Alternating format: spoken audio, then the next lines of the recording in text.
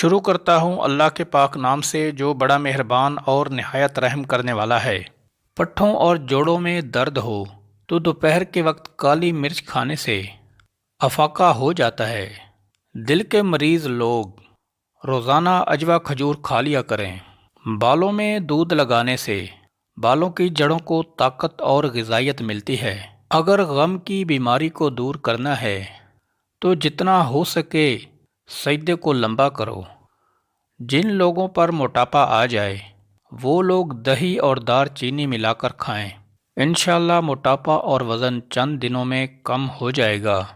ناشتے میں زیادہ میٹھا مت کھاؤ، اس سے شوگر کی بیماری ہو جاتی ہے۔ بیٹھے بیٹھے اگر کمر میں درد ہونے لگے تو ٹخنوں کے اوپر چٹکی کاٹو، اس سے درد غائب ہو جائے گا۔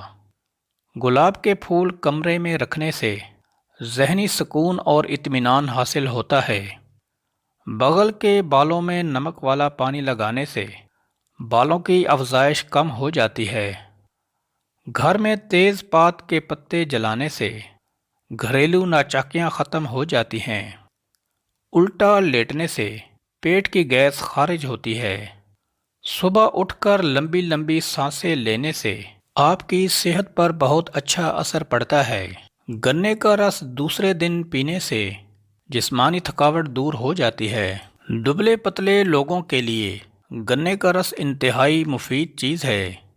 یہ کمزوری کو دور کرتا ہے اور انسان کے بدن کا موٹاپا ختم کرتا ہے اور انسان کو صحت مند بناتا ہے۔ شلجم کھایا کرو، یہ بھوک کو بڑھاتا ہے اور بدن کو طاقتور بنا دیتا ہے۔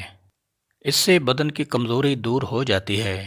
اگر آنتوں میں زخم ہو جائیں تو بیر کا استعمال زیادہ کریں۔ مٹی کے پیالے میں بکری کا دودھ پینے سے بدن میں طاقت ابھر آتی ہے۔ خواب میں بکری کا نظر آنا مال و دولت میں برکت ہونے کی علامت ہے۔ مصری کھانے سے یادداشت تیز ہوتی ہے اور بھولنے کی بیماری دور ہو جاتی ہے۔ سر کی خشکی یا دماغی کمزوری کا مسئلہ ہو جائے تو ناف میں زیتون کا تیل مسل دیا کریں۔